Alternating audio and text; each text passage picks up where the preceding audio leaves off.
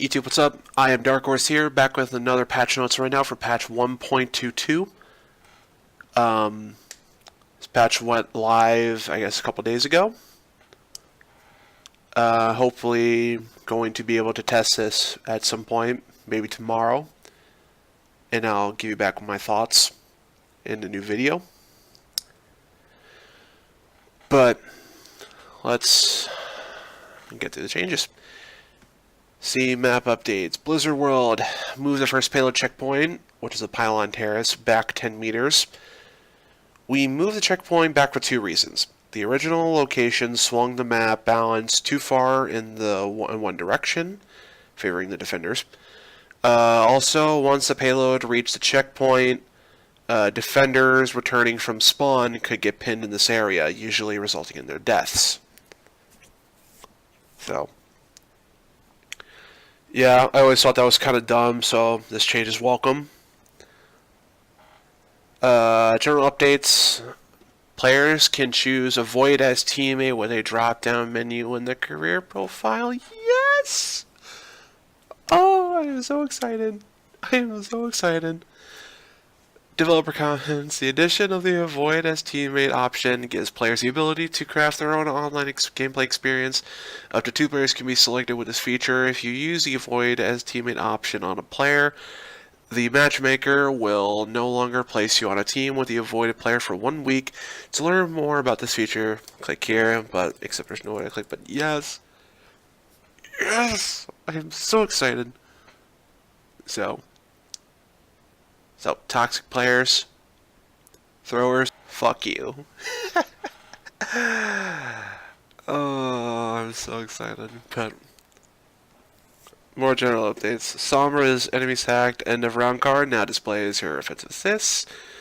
Brigida's golden weapon variant now also gives her a golden shield. Okay.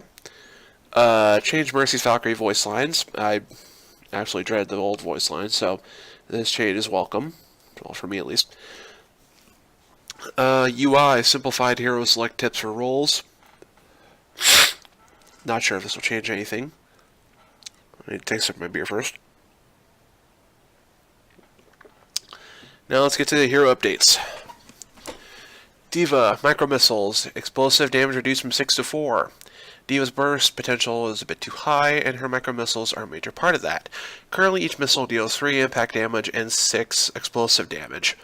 We're reducing explosive damage from 6 to 4, but leaving the impact damage the same, the net result being a 22% damage reduction. I personally thought that D.Va was fine the way she is, even though I do feel like, even though she feels overloaded without actually being overloaded. And personally, I still love D.Va to death. She will always be my main, but I kind of haven't been playing her that often, mainly because I feel like she takes away so many off-tank players' identities. I can't remember the last time I watched Spree play Zarya. And most off-tank players I've seen have been playing mostly D.Va. So nobody really stands out to me. I'm not saying they should nerf her more, but hopefully maybe with the release of Brigida in competitive, maybe Dive might not be as strong.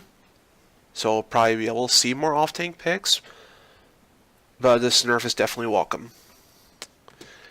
May buffs. Endothermic Blaster now pierces through enemies. This change helps make combat multiple targets that are clumped up and also makes it easier to keep her freezing a specific target if another enemy gets in the way. In addition, this change helps her ultimate more consistently be able to freeze more targets, especially if they are near each other. Note, while her shots now pierce enemies, they still do not pierce barriers such as Reinhardt's shield. As much as I hate May, as much as I hate this hero, I feel like this is a good change for her. I will definitely see a bit of an increase in her pick rate. I feel like she's becoming more and more viable the more changes that come through. So, as much as I hate May, I feel like this change is definitely welcome. Reaper, Death Blossom, reloads Hellfire shotguns after use, and Wraith form, move speed bonus increased from 25% to 50%, and you can now cancel the ability by pressing Shift or primary fire hotkey. These changes help Reaper use Wraith form more consistently as an escape, but they also open up new options such as chasing down key targets.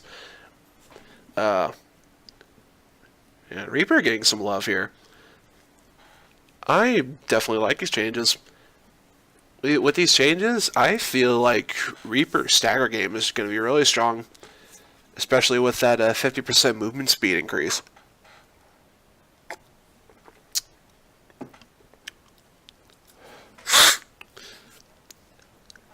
Because, like I said, like not only is this a good disengage tool, but you can also use it as an engage tool. Not saying this will like make Reaper part dive or anything, but I could definitely start seeing Reaper used on attack here more as soon as this patch goes live. So, there might be some more buffs in the future, but these buffs are definitely welcome, and I definitely see them becoming more viable. Moira, from what I can see, like these aren't really buffs or nerfs, but Bionic Grasp, transparency increased the closer you are to a target. Coalescence now becomes more transparent the closer its visual effects are to a player's camera. And Fade, transparency increased the closer you are to a target. Due to issues of visibility, we have made most of Moira's visual effects fade away the closer they are to the camera. We have also made modifications to Coalescence to greatly increase the ability for foes and allies alike to see through it when facing it.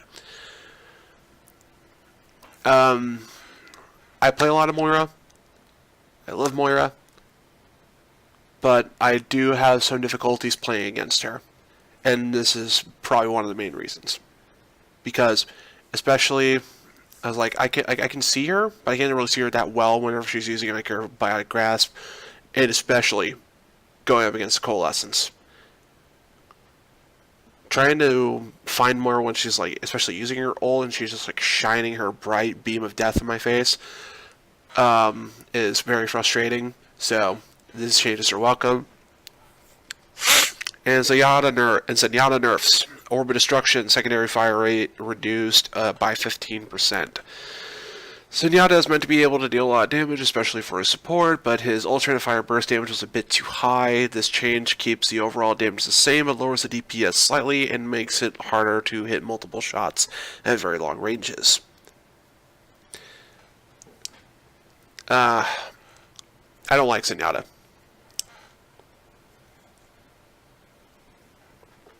I mean, he's still mobile, and I can take him down easily. But like I will agree that his damage from the Orbit Destruction needed to be tuned down a bit. So those changes definitely welcome.